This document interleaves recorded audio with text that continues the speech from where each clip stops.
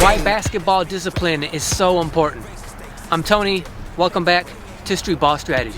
We ain't never gonna stop. We gon' take it to the limit. We gon' take it to the top. We ain't never giving up. We ain't never gonna stop till the very last second, till we're running out the clock. When we're talking about discipline, what we're pretty much talking about is doing the stuff you know you should do as opposed to the stuff you want to do, which is probably very different than the stuff you should be doing.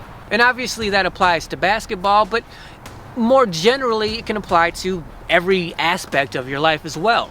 And it basically comes down to impulse control, because your impulses will tell you to do something that you want to do in a moment in which you know you should be doing something else. So essentially, you're training yourself to make better, smarter decisions in moments in which you could very well make the wrong decisions, which a lot of beginners have a tendency to do that.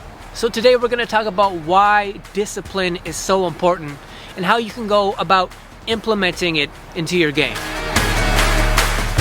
In this video, I'm going to approach discipline from two distinct angles. So the first angle being that of a newer, more beginner basketball player, and then that of a more advanced player. So when you are starting out playing basketball, trying to learn basketball discipline, the best way I like to approach learning it is kind of a hard knocks lesson in terms of how discipline should become integrated into your game. Because as a beginner, what you're looking to do when you step on the court is you're looking to evaluate your competition, formulate a strategy that you're going to use against them, implement that strategy during play, and then normally, if that strategy isn't working on the fly, you would then modify it to try to give yourself more success in the moment. However, as a beginner, I feel it is very important to not make those modifications, which means you're probably going to end up losing that particular game. However, because you're a beginner, you're probably going to lose it anyway. It's not your fault. I'm not taking a shot at you. It's just that most beginners don't have the experience that it takes to figure out how to win a losing basketball game. So because of that, because you're a beginner, because you're at the beginning, formulate that strategy, implement it, and then when it's clearly obvious that it's not working and you may be losing specifically because of that wrong strategy, instead of changing it, stick to it. Don't change it up. Don't try to get better and clever in the moment. Don't try to improve your situation in that moment. Stick with the strategy that you chose. That is probably going to be the reason you're losing and will ultimately lose, and ride that strategy out. Ride it to that loss. Now, why would I say that? Why would I tell you to sort of intentionally lose? Well, first of all, if your strategy was good, it was a good strategy, then you would have probably won the game in the first place. But because you chose the wrong strategy, now not only are you going to lose, you're probably going to lose worse than you should have if you probably had no strategy to begin with. However, I always think that it's much better to have a strategy, stick to it, and lose than to have no strategy, improv, on the fly in the middle of competition, and then maybe you win. The reason I say that is because you can't repeat that, right? You can't structure that. You can't structure improv. It's improvisation. You can't structure improv. It's improving something on the fly, making it up, figuring it out as you go. You can't structurally repeat that over and over again. So maybe sometimes you win, maybe sometimes you get lucky, probably most of the time you lose. But if you have a strategy, and even if that strategy leads to you losing, and it's the primary reason why you lose, at least you know why you lost. That's where the discipline comes in, because you're going to want to change things up. You're going to want to change that strategy, try to improve it when you're in the middle of a game.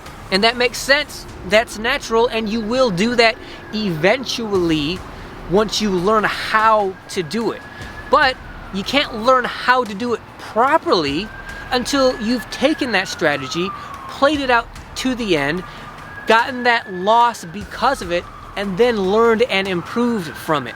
Most players' impulses are, okay, I chose the wrong strategy, better change stuff up right now immediately so that I give myself a better chance at winning. I understand that. That does make sense. I'm not saying that it doesn't. What I'm saying is we are trying to build your game as effectively, quickly, and efficiently as we can. With that in mind, you must first learn how to lose before you can learn how to win. So, have the discipline to stick to that strategy instead of going with your impulse to change it up.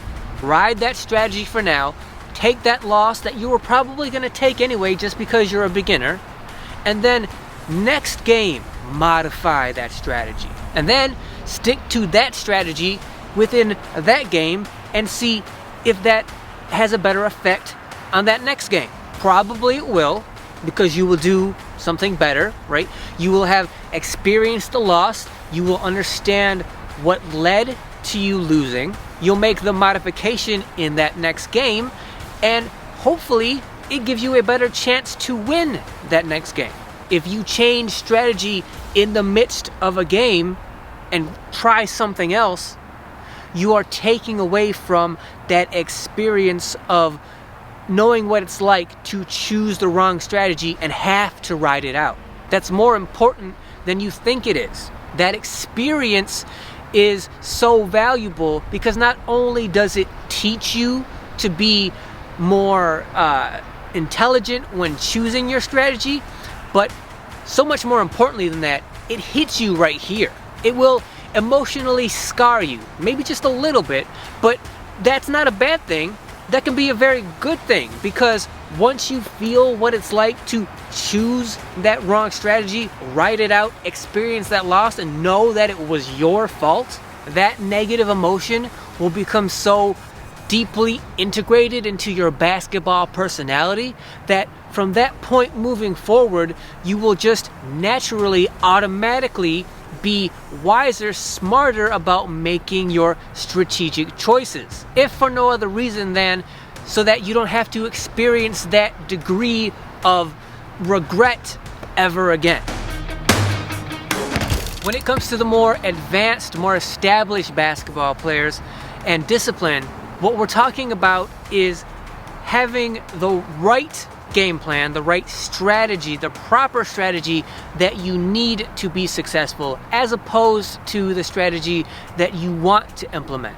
Everybody has their own style of gameplay.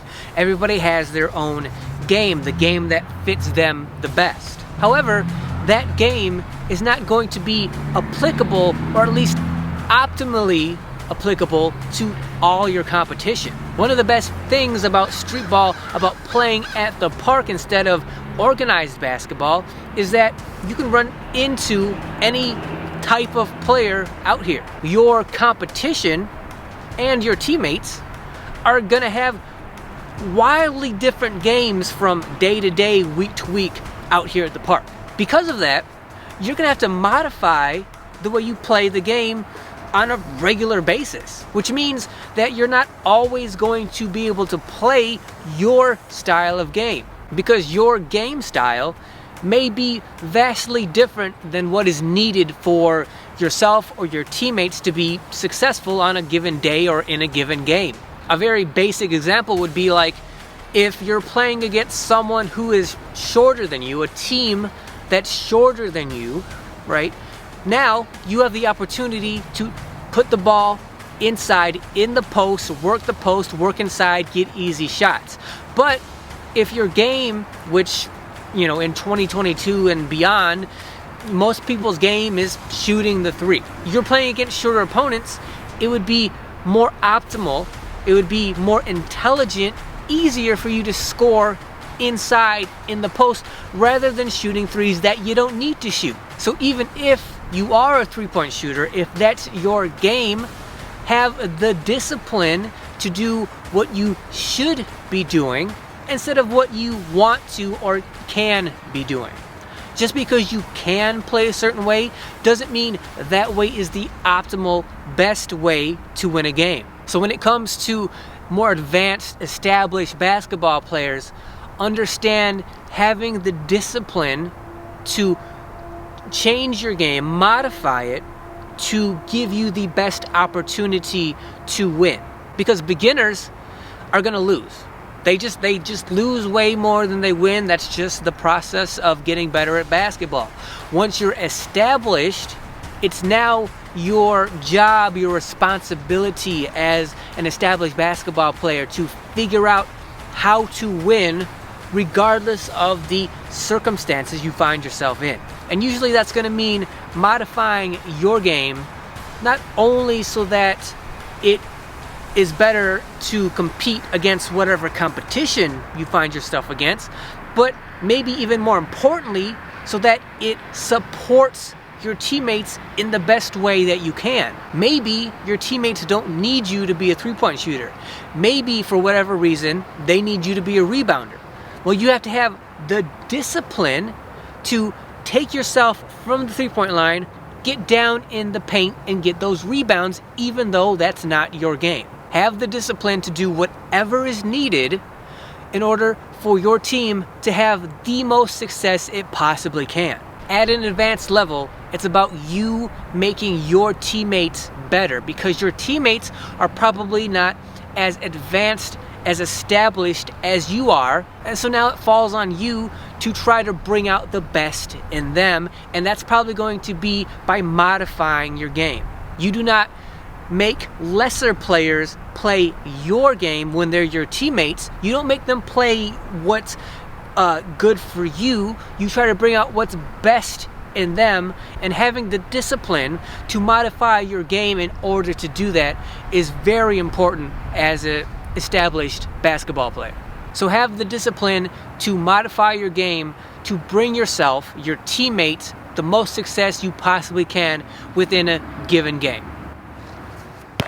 That is why basketball discipline is so important. The sooner you can master your impulses and do what you know you should be doing instead, the sooner you're going to find the kind of basketball success you're looking for. Once you start to understand how discipline works in terms of doing what you should be doing instead of what you want to be doing, once you see and understand and experience the benefits, the successes that having that discipline brings, the easier it makes to become more and more disciplined. But first you need to learn what it is you should be doing as opposed to what you want to be doing. And as you build that discipline, there becomes a snowball effect. The better, more effective you become at it. And the more discipline you have, the quicker, easier it is to attain the kind of basketball success that you're looking for out here on the court. So I want to thank you guys for watching. If you found this video helpful, if you think it's going to allow you to be and have more discipline, which is going to lead to you being a better basketball player more quickly, then please subscribe to the channel. Also hit that thanks button down below. When you do, it highlights every single comment that you make on this video, and it also directly supports the channel. So if you hit that thanks button, know I genuinely appreciate it. As always, like, share, comment, hit that notification bell so you're notified whenever any video goes live on this channel. And until then, I'll see you guys next week. This one is for the home team, bring it home for the trophy. Teamwork makes the dream work, hard work and dedication, motivation and progress. Can't stop, we ain't done yet. Every summer we run this, go Beast Mode, Marshawn Lynch. Bow down to no man and stand like a champion.